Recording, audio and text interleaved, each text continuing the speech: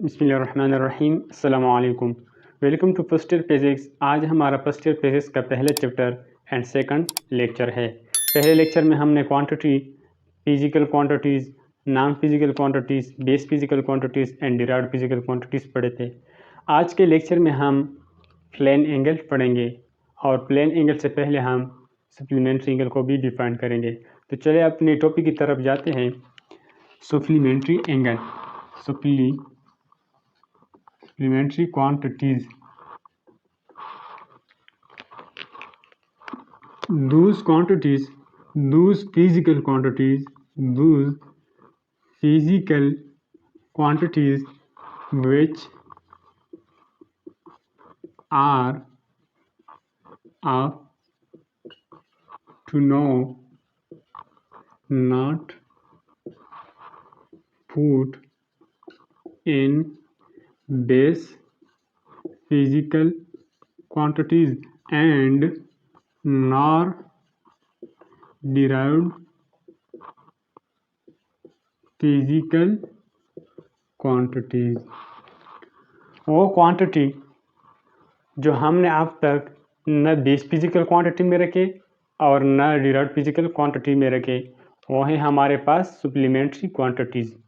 Supplementary quantities को हम न बेस फिजिकल क्वांटिटी में शुमार करते हैं और न डिराइव्ड फिजिकल क्वांटिटी में शुमार करते हैं। सप्लीमेंट्री एंगल के हमारे पास दो टाइप्स है। सबसे पहला है वो है प्लेन एंगल, और इसका दूसरा जो टाइप्स है वो है सॉलिड एंगल। आज के लेक्चर में हम सिर्फ प्लेन एंगल को डिटेल के साथ पढ़ेंगे और नेक्स्ट लेक्चर में हम इंशाल्लाह सॉलिड एंगल को पढ़ेंगे। तो चलो प्लेन एंगल को शुरू करते हैं कि प्लेन एंगल हमारे पास क्या है।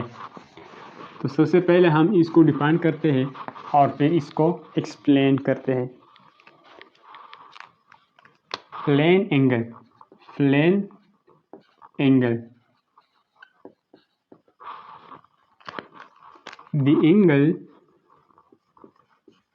the angle subtended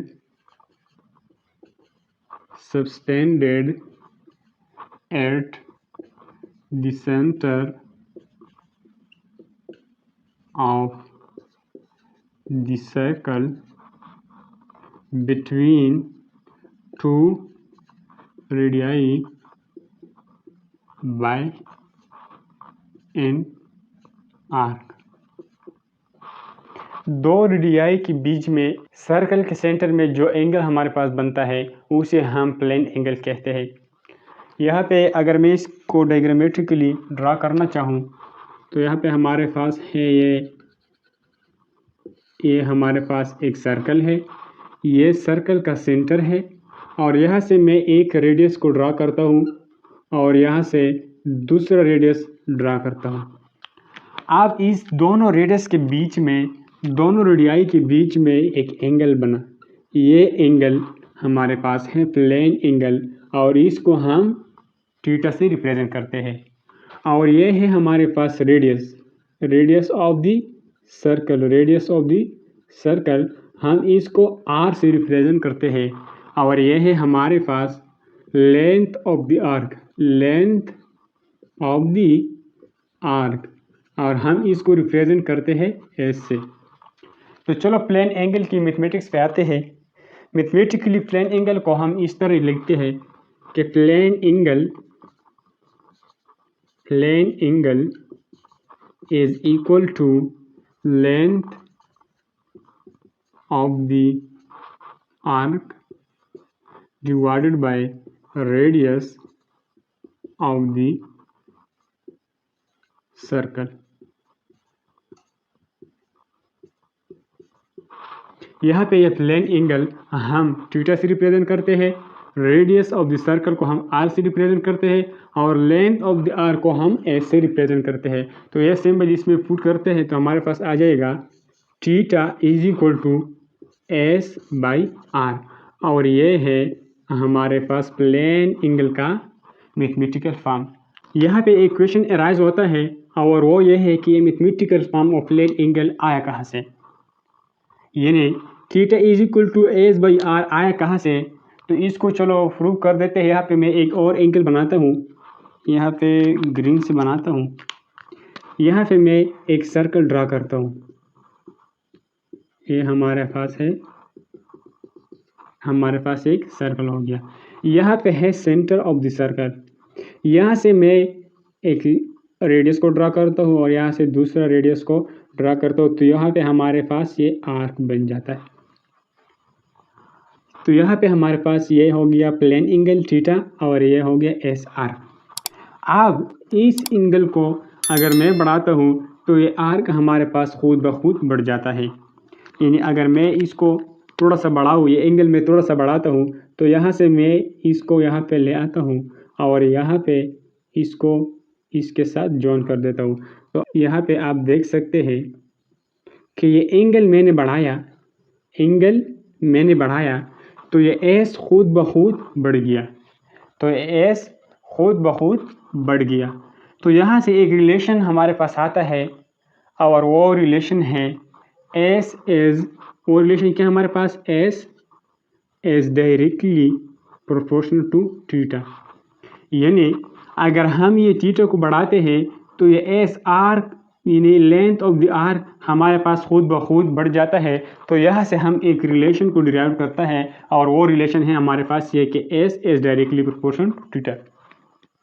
अब इस प्रोपोर्शनलिटी कांस्टेंट को अगर हम ख़त्म करते हैं तो यहाँ पे हम एक कांस्टेंट पुट करते हैं और इक्वलिटी साइन में इसको तब्दील कर देते हैं। तो यहाँ पे मैं लिखता हूँ कि एस इज इक्वल टू, इसको ख़त्म किया, इक्वलिटी साइन लगाया और इसकी जगह मैं एक कांस्टेंट लगाऊंगा। Constant is equal constant theta. यहाँ पे ये सिंबल प्रोपोर्शनलिटी वाला सिंबल मैंने इसको ख़त्म किया और इसकी जगह इक्वलिटी और कांस्टेंट लगाया। यही मैथमेटिक का रूल। अब यहाँ पे हमारे पास कांस्टेंट है आर। यहाँ पे कांस्टेंट जो है हमारे पास वो है आर। तो इसको यहाँ पे पुट करते हैं S is equal to R theta. अब हम तो थीटा मालूम करना चाहते हैं तो ये आर को दूसरे साइड पे शिफ्ट करते हैं। तो यहाँ पे हमारे पास आ जाएगा theta is equal to S by are.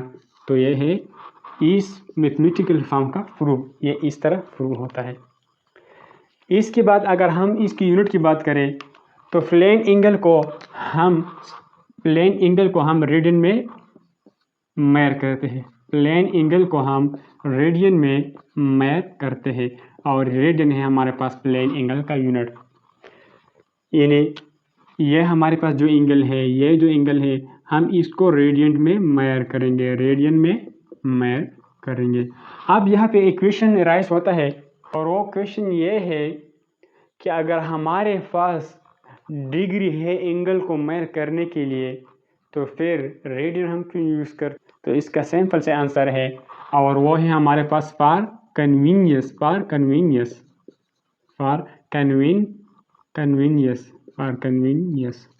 यही है इसका आंसर। यानी अगर हमारे पास डिग्री है तो हम एंगल को रेडियन में क्यों मेजर करते हैं? तो इसका आंसर है अपनी आसानी के लिए। जिस तरह हमारे पास मास का यूनिट है किलोग्राम, लेकिन हम अपनी आसानी के लिए कभी ग्राम यूज़ करते हैं, कभी किलोग्राम यूज़ करते हैं, कभी मिलीग्राम यूज़ करते हैं। इसी तरह हमारे पास लेंथ का यूनिट है मीटर, लेकिन कभी कभार हम इसके लिए किलोमीटर यूज़ करते हैं, कभी कभार सेंटीमीटर यूज़ करते हैं और कभी कभार मिलीमीटर यूज़ करते हैं और माइक्रोस्कोपिक लेवल पर हम नैनोमीटर और माइक्रोमीटर भी यूज़ करते हैं। वो सारे क्यों यूज़ करते हैं? अपनी आसानी के लिए, अपनी कन्वीनियंस के लिए। तो ये सेम केस यहाँ पर भी है। हम एंगल को मेजर करने के लिए रेडियन अपनी कन्वीनियंस, अपनी आसानी के लिए इस्तेमाल करते हैं। तो आप इस रेडियन की तरफ आते हैं कि रेडियन है क्या, इसको हम डिफाइन करते हैं रेडियन को कि रेडियन क्या है।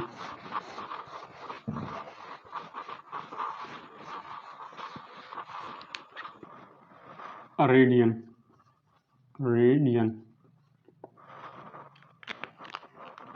as we know that plane angle is equal to length of the arc of the circle divided by radius of the circle। यहाँ पे रेडियन हमारे पास प्लेन एंगल का यूनिट है। तो यहाँ से हम रेडियन को डिफाइन कर सकते हैं। कैसे डिफाइन करेंगे? 1 रेडियन प्लेन एंगल तब होगा जब arc of the circle become equal to the radius of the circle, in this case the plane angle will be 1 radian. तो हम इस रेडियन को डिफाइन करते हैं यहाँ से, the angle subtended at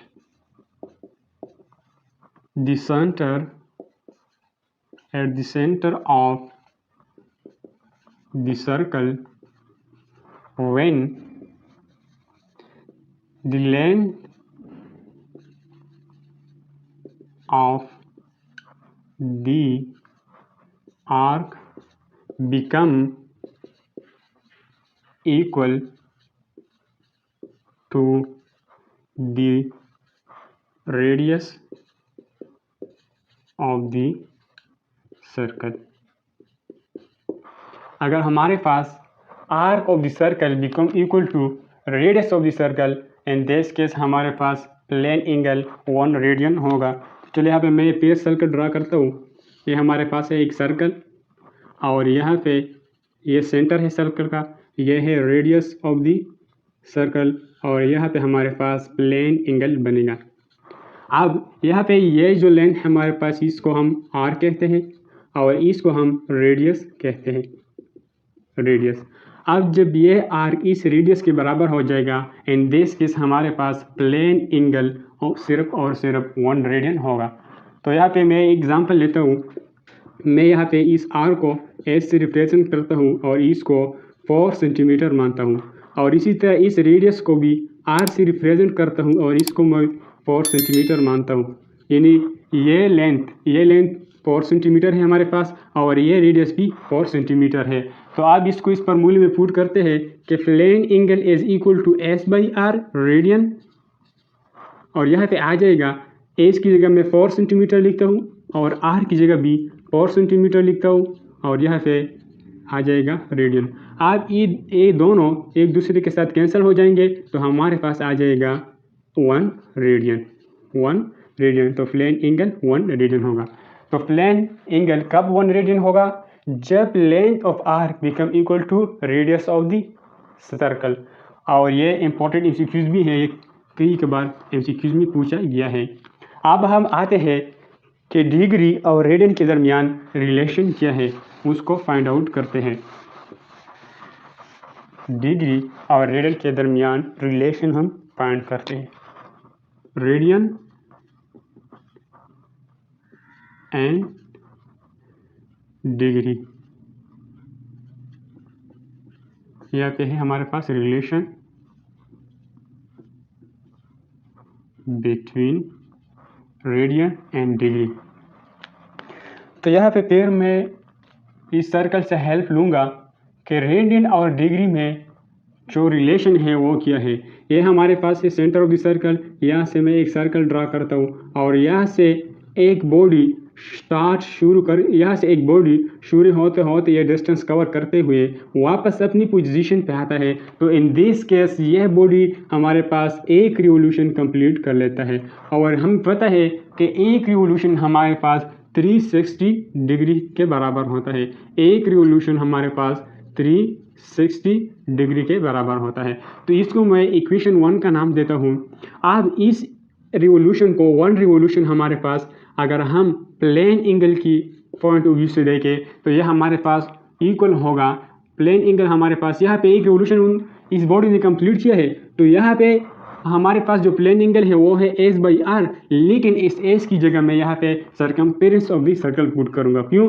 क्योंकि यहाँ पे ये आर्क जो है, आर्क लेंथ ऑफ जो आर्क है ये सारा बाउंड्री है, ये सारा बाउंड्री, क्योंकि ये इस बॉडी ने ये सारा बाउंड्री कवर किया है तो हमारे पास इन दिस केस आर्क जो है वो सारा बाउंड्री है और इस सारी बाउंड्री को हम सरकमफेरेंस ऑफ द सर्कल कहते हैं. तो यहाँ पे मैं लिखूँगा सरकमफेरेंस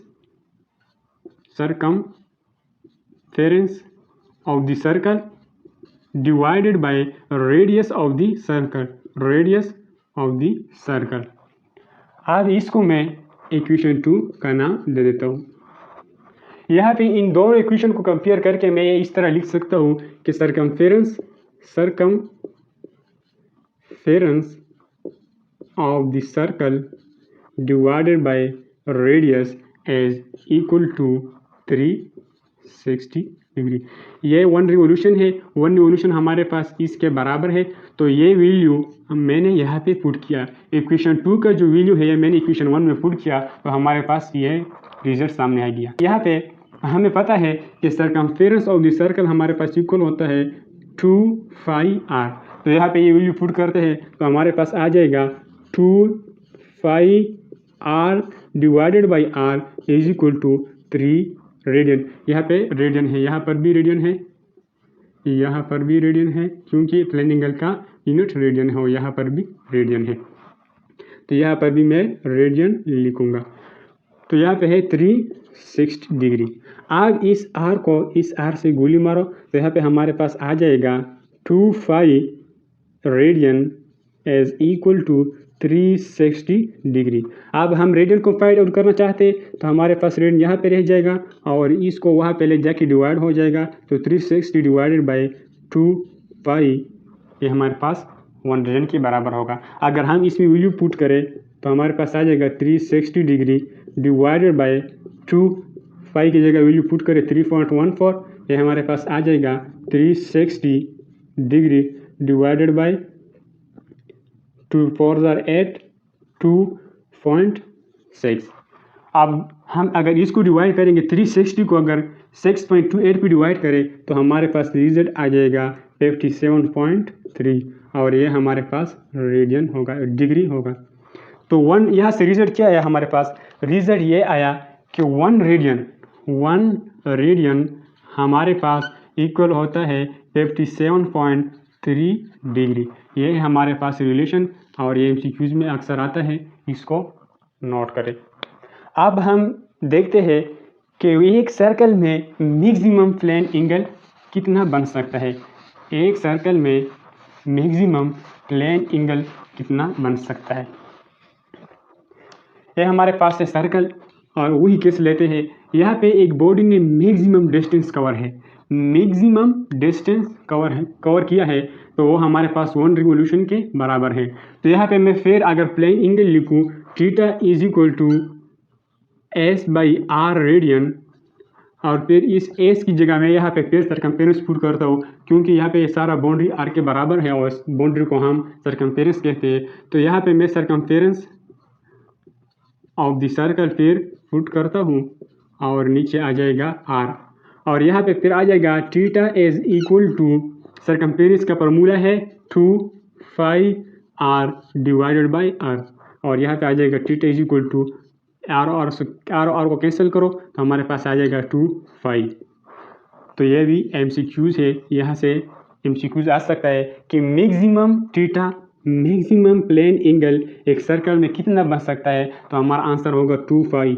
अगर हम इसको वैल्यू में लिखना चाहें 2 पाई रेडियन, 2 पाई रेडियन। अगर हम इसको वैल्यू में लिखना चाहें तो हम इसको इस तरह लिख सकते हैं 2 क्रॉस 314 रेडियन और ये हमारे पास आ जाएगा 6.28 रेडियन। तो एक सर्कल में हमारे पास मैक्सिमम एंगल 6.28 रेडियन बन सकता है। जिस तरह एक सर्कल में हमारे पास मैक्सिमम एंगल 360 डिग्री बन सकता है, ये डिग्री में है। इसी तरह एक सर्कल में हमारे पास प्लेन एंगल मैक्सिमम 6.28 बन सकता है, डिग्री में वो 360 बन सकता है और रेडियन में वही एंगल हमारे पास 6.28 बन सकता है। अब यहाँ पे एक और MCQs कवर करते हैं और वो है कि अगर आपको एक सिचुएशन दिया गया हो कि जब area of the circle become equal to the circumference of the